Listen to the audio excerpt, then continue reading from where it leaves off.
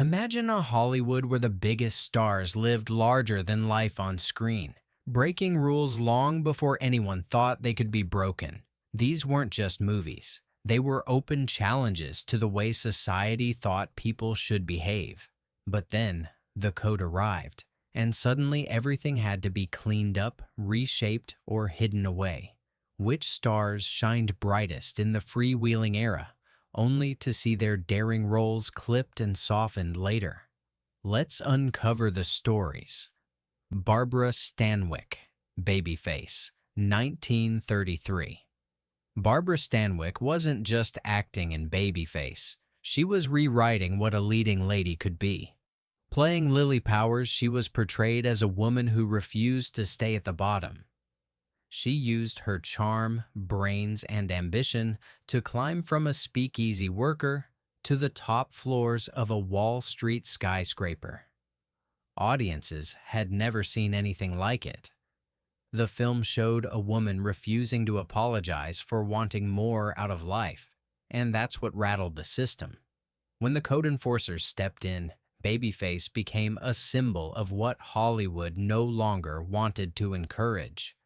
Scenes that originally highlighted Lily's determination to control her own path were recut or softened. Instead of rising boldly, she was forced to appear more regretful, as if ambition itself had to be punished. Imagine going from a fearless story of survival to a cautionary tale designed to calm the public. The before and after couldn't be more striking. In the pre-code cut, Stanwyck's Lily is fierce, independent, and completely in control. In the censored version, she is shown as reckless, with her choices painted as moral stumbles. Yet despite the edits, Babyface still holds its power. Modern audiences finally got to see the original version decades later, and it proved what many always suspected. Barbara Stanwyck was playing ahead of her time. She wasn't a star forced into safety. She was a star daring the world to catch up. Jean Harlow, Red-Headed Woman, 1932. Jean Harlow knew how to shock, and Red-Headed Woman is proof. She played Lil Andrews, a secretary who decides her boss is the ticket to a better life. Lil doesn't hide her intentions, she announces them with a smile. The film is filled with quick-witted banter and bold behavior, making audiences laugh even as censors fumed. For 1932, Harlow's performance was like a firecracker on screen. What made this movie so explosive was its attitude. Lil wasn't punished for being bold. She charmed, schemed, and still walked away with the audience's support. That idea alone rattled those who later enforced the code. When stricter rules came in, characters like Lil had to be rewritten as tragic or humbled. Women could no longer openly pursue power or success without being forced into a lesson by the end. So, what happened after the code? Similar characters suddenly had to be portrayed as naive or misguided, rather than sharp and confident. The spark that made Red-Headed Woman unique was watered down in later films, with women often reduced to roles that kept them within narrow lines. Harlow's Lil Andrews remains unforgettable because she represents the before, a time when Hollywood dared to laugh with the rule breakers instead of scolding them. The after left audiences with a safer, blander version of stories. But Red-Headed Woman survived as a reminder that cinema was once willing to take risks, and Harlow was the one lighting the match. Mae West, I'm No Angel, 1933. Mae West didn't just push boundaries, she danced around them with a wink. In I'm No Angel, she played Tira, a carnival performer with quick wit and a way of outsmarting anyone who underestimated her. The film is filled with her famous one-liners, each delivered like a sly dare to the audience. Nothing in the film is outright shocking by today's standards, but in 1933, it was her confidence, humor, and refusal to play demure that turned heads. Before the code, West was unstoppable. She could deliver double-meaning jokes with style, and audiences adored her for it. But when the code tightened its grip, Mae West became the target of what was suddenly too bold. Her characters, once lively and sharp, had to be toned down into safer, quieter versions. The industry went from showcasing women who could laugh at power to insisting they remain restrained. What makes I'm No Angel fascinating is that it was released right before the code locked Hollywood down. It captured Mae West at her peak, untouched by the new restrictions. Afterward, many of her scripts were rewritten until her voice was nearly unrecognizable. What had been clever became muted, and what had been daring became careful. Watching the film today, you can almost hear Mae West saying to the code itself, "Try and catch me." The before was a star at her most fearless. The after was Hollywood trying to fit her into a box too small for her personality. But Mae West was never someone you could silence entirely. Joan Crawford, Possessed, 1931. Joan Crawford was no stranger to strong roles, but Possessed may have been her most daring early performance. She played Marion, a small-town girl determined to make something of herself in the big city. Her journey wasn't about waiting for life to happen. It was about ambition, risk, and the courage to chase her own future. Audiences saw a character who made choices for herself, even if they didn't fit society's expectations. Before the code, Possessed was striking for its honesty. Crawford's Marion wasn't punished for wanting success. She was written as flawed but human, someone viewers could actually understand. That nuance, however, was exactly what the code erased. After 1934, women like Marion had to be portrayed as wrong for their choices, or their stories had to end with lessons that made ambition look dangerous. The difference is clear when you compare Possessed with later Crawford films. The vibrant, unapologetic woman is replaced with roles that carry heavy caution signs.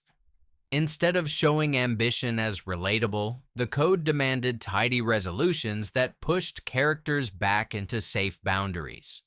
Possessed remains powerful because it captures Crawford in an honest role that feels modern even now. Watching it is like seeing the moment just before Hollywood pulled the curtain down. The before is daring and real. The after is careful and scripted. Crawford's Marion stands as a reminder of what was lost when bold storytelling was forced into restraint. Greta Garbo, Mata Hari, 1931. Greta Garbo had a presence that needed no words, and Mata Hari showed exactly why.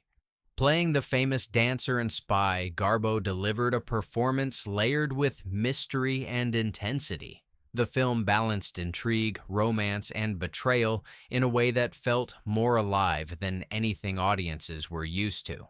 Much of the movie's strength came from suggestion, lingering glances, clever fades, and the sense that more was happening than what could be openly shown. Before the code, this kind of story thrived. Ambiguity was the power of Mata Hari. It didn't hand audiences every answer. It invited them to feel the tension and fill in the gaps themselves. But after the code, that very ambiguity was no longer allowed. Characters had to be either completely virtuous or clearly guilty. The subtlety, the complexity, and the blurred lines were stripped away. Garbo herself became a symbol of what was lost. In later films, she still carried that unmistakable magnetism, but the scripts gave her fewer shades to play with. Where Mata Hari allowed her to be both admired and questioned, the after demanded clearer morals and far less risk. Looking back, Mata Hari represents the height of what pre-code cinema could do. It gave audiences a performance that was layered and daring without ever needing to be loud. The before was artful, the after was narrow, Garbo's star power carried through either way, but Matahari shows her brilliance in its purest form. Norma Shearer, The Divorcee, 1930. Norma Shearer's The Divorcee was more than a movie. It was a cultural earthquake. Playing Jerry Martin, Shearer portrayed a modern woman who, after discovering her husband's betrayal, decides to live life on her own terms. She doesn't hide, doesn't apologize, and doesn't fade into the background. For audiences in 1930, that was revolutionary. A woman demanding equality in marriage and love. It was practically unheard of. Before the code, The Divorcee stunned viewers by showing Jerry as strong and unapologetic. Shearer's performance earned her an Academy Award, and it challenged the idea that women had to accept betrayal quietly. But once the code took hold, films could no longer portray divorce as anything but tragic. Characters like Jerry were rewritten to suffer or repent, never to walk away stronger. The after is almost unrecognizable. Later, Shearer roles were heavily softened, emphasizing loyalty and sacrifice over self-respect.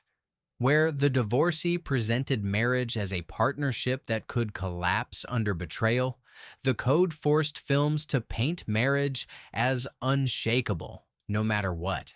It wasn't just a shift in tone, it was a complete reversal. Watching The Divorcee today, you can feel its fire. It's bold, honest, and surprisingly fresh, even after nearly a century. The before gave audiences a story of empowerment. The after turned that empowerment into something Hollywood wanted to erase. Norma Shearer proved that one performance could push boundaries so far, the industry had to rewrite the rules. Clara Bow, Call Her Savage, 1932. Clara Bow, the original It Girl, was no stranger to daring roles, but Call Her Savage took her to a new level. Playing NASA Springer, Bow was wild, unpredictable, and relentless in her pursuit of life on her own terms. The film races through fiery confrontations, complicated relationships, and shocking turns, making it one of the most vivid pre-code stories ever filmed. Before the code, Call Her Savage was everything audiences weren't supposed to see. NASA drank too much, loved too freely, and fought back when anyone tried to control her. Clara Bow's performance was raw and unfiltered, reminding everyone why she was the star of the Roaring Twenties. But when the code came in, movies like this were impossible to make. Characters who broke rules had to be punished, and rebellious women couldn't be celebrated. The after is clear in how Bow's career changed. The industry, already trying to tame her free-spirited image, had no place for her brand of energy once the code demanded tidy endings. Call Her Savage was one of her last big roles, and it stands as a farewell to the kind of fearless storytelling Hollywood quickly buried. Watching it now, the contrast is heartbreaking. The before is wild, untamed, and thrilling. The after is a Hollywood landscape where characters like NASA were silenced or rewritten. Clara Bow didn't just act in Call Her Savage, she embodied an era that ended when the code took over.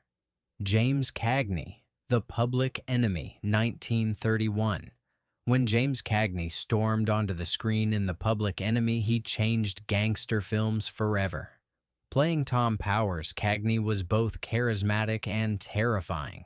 The movie didn't shy away from showing the grit of Prohibition-era crime, and Cagney's performance made him a legend overnight.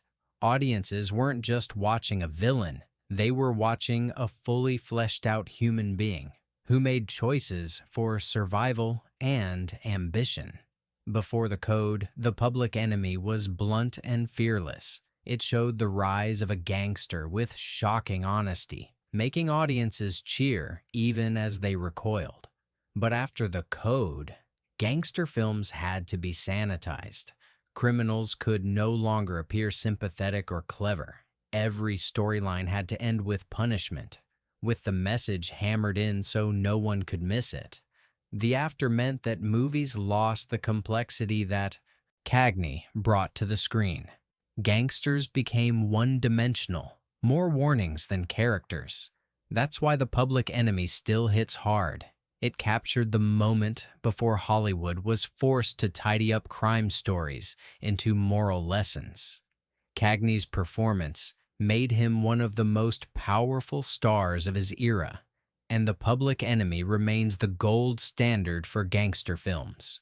The before gave us realism, energy, and danger. The after gave us safer but less memorable versions. James Cagney proved that a star could make even the darkest roles unforgettable, and Hollywood never quite found that balance again. Paul Muni, Scarface, 1932. Scarface wasn't just a movie. It was a warning shot that echoed across Hollywood. Paul Muni played Tony Camonte, a ruthless man chasing power in a world of crime. The film was loud, violent, and relentless, refusing to look away from ambition at its most dangerous. Audiences had never seen anything so bold, and Scarface quickly became both famous and infamous. Before the code, Scarface thrived on its intensity. Gunfire rattled through scenes, rivalry spiraled into chaos, and the story didn't stop to offer comfort. It was raw, immediate, and dangerously real. But the code couldn't tolerate that. Censors demanded edits, insisting that crime could never look exciting. Alternate endings were shot, and in some regions the movie was heavily cut to tone down its edge. The after is telling. Once the code was in full force, gangster films like Scarface were stripped of their grit. Instead of complex characters like Tony, audiences got thinner plots where criminals were clearly bad and justice always won. The nuance was gone. Scarface remains legendary because it pushed so hard against the limits of its time. Paul Muni's Tony Camonte wasn't just a character. He was the face of a Hollywood that dared to show the world as it was, not as authorities wanted it to look. The before was electric. The after was muted. Scarface is proof that sometimes the most daring stories are the ones that scare the rule makers the most. Louise Brooks, Pandora's Box, 1929. Louise Brooks didn't just play Lulu in Pandora's Box, she became a symbol of freedom that Hollywood would soon try to erase. The film told the story of a woman whose charm and independence captivated everyone around her. But it was the honesty of Lulu's choices that shocked audiences. Brooks carried an energy that felt modern, even by today's standards. Before the code, Pandora's Box was astonishing for its openness.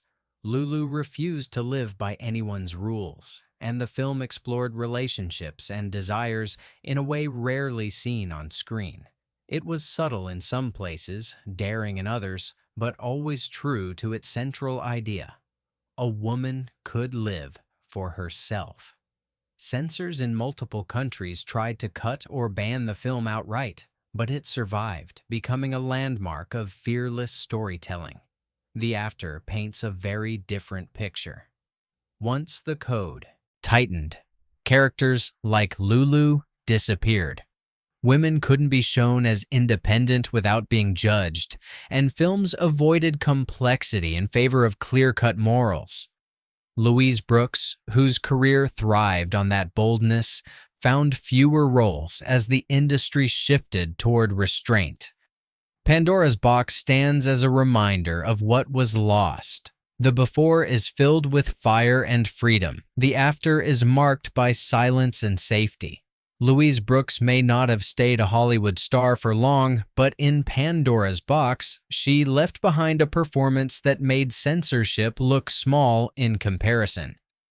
Helen Twelvetrees, Millie, 1931. Helen Twelvetrees may not be as famous today as Crawford or Stanwyck, but in the early 1930s, she was a powerhouse of emotional performances.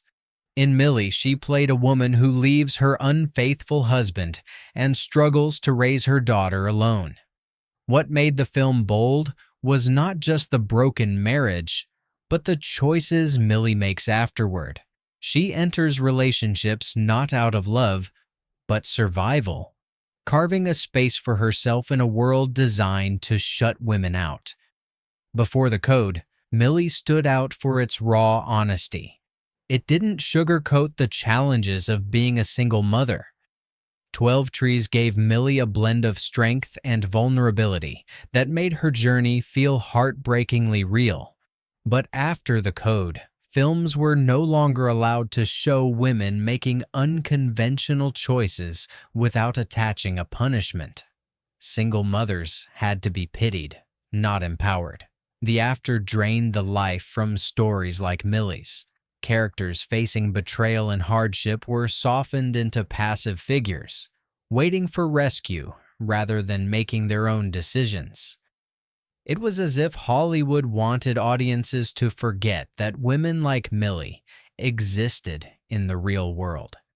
Millie endures because it captures something timeless: the fight to survive when the odds are stacked against you. Helen Twelvetrees may not have stayed in the spotlight, but her performance in Millie shows the power of pre-code cinema to spotlight stories later pushed into the shadows. And Dvorak, 3 on a Match, 1932. And Dvorak's performance in 3 on a Match is one of the rawest of the pre-code era. The film follows 3 childhood friends, played by Dvorak, Joan Blondell, and Bette Davis, whose adult lives take drastically different paths. Dvorak's character, Vivian, spirals into destructive choices, and the movie doesn't flinch in showing how her world unravels. Before the code, 3 on a Match shocked audiences with its honesty. It tackled temptation, addiction, and the harsh consequences of decisions without giving audiences an easy way out. Vivian wasn't portrayed as evil or saintly. She was human, flawed, and painfully real. But once the code took hold, films could no longer present such raw portrayals without attaching moral lectures. Characters like Vivian would have been rewritten to show clearer lessons rather than messy reality. The after meant Hollywood avoided stories with jagged edges. Realistic depictions of downfall or resilience were replaced with safe, predictable plots where every wrong choice was punished neatly. That shift stripped away the emotional punch that 3 on a Match delivered so well. And Dvorak's role remains unforgettable because it feels authentic. Her struggles, her downfall, and the ripple effects on those around her are as gripping today as they were in 1932. The before is gritty and bold. The after is polished and shallow. 3 on a Match is proof that pre-code cinema had the courage to tell stories others wanted hidden. Jeanette MacDonald, The Merry Widow, 1934. Jeanette MacDonald was usually remembered for musicals and grand romances, but The Merry Widow sits at the turning point between pre-code freedom and code-enforced restraint.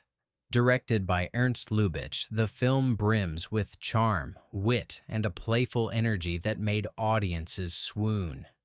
MacDonald played Sonia, a wealthy widow whose beauty and independence made her both admired and envied. Before the code was fully enforced, the Merry Widow danced right up to the line of what was allowed. Lubitsch was known for his clever touch, implying far more than he showed, and MacDonald delivered a performance full of sparkle and suggestion. But as soon as the code was enforced later that same year, films like this had to lose much of their teasing tone. Romance had to be straightforward, and playful ambiguity was stripped away. The after transformed MacDonald's career. She became a symbol of wholesome musical leads, her sharp wit dulled by scripts that demanded sincerity over sparkle. The Merry Widow shows what she was capable of before the rules tightened. a balance of sophistication and mischief that few could pull off. Watching the film now, you can sense the shift happening in real time. The before is witty and layered, the after feels flattened. MacDonald's Sonia remains one of her most engaging roles, a reminder that even stars remembered for safe films once thrived in Hollywood's boldest era. Joan Blondell, Blonde Crazy, 1931. Joan Blondell was one of the most charismatic actresses of the pre-code years, and Blonde Crazy shows why. Starring alongside James Cagney, Blondell played Anne Roberts, a hotel clerk turned con artist. She wasn't the passive sidekick. She was just as sharp and daring as her male counterpart. Together, they made schemes entertaining, mixing romance and mischief in equal measure. Before the code, Blonde Crazy celebrated rule bending. Audiences rooted for Anne and her partner in crime because they were clever, quick-witted, and fun to watch. The movie's dialogue sparkled with innuendo, and the chemistry between Blondell and Cagney was electric. But after the code, con artist stories had to end with stern consequences. No more laughing along with characters who bent the rules. The after changed the tone completely. Later films demanded neat morals and no sympathy for rule breakers, stripping away the thrill that made Blonde Crazy so memorable. Blondell herself continued to work, but the daring sparkle of her pre-code roles gave way to safer parts. Blonde Crazy remains a gem because it captures Joan Blondell at her best. Funny, clever, and completely engaging. The before lets you enjoy the ride, the after warns you not to even get on board. Watching it today, you realize how much personality and honesty Hollywood sacrificed once it decided stories had to play safe. Constance Bennett, What Price Hollywood? 1932. Constance Bennett's What Price Hollywood feels eerily modern in its story. Playing waitress Mary Evans, she dreams of stardom and eventually rises to fame after a chance meeting with a film director.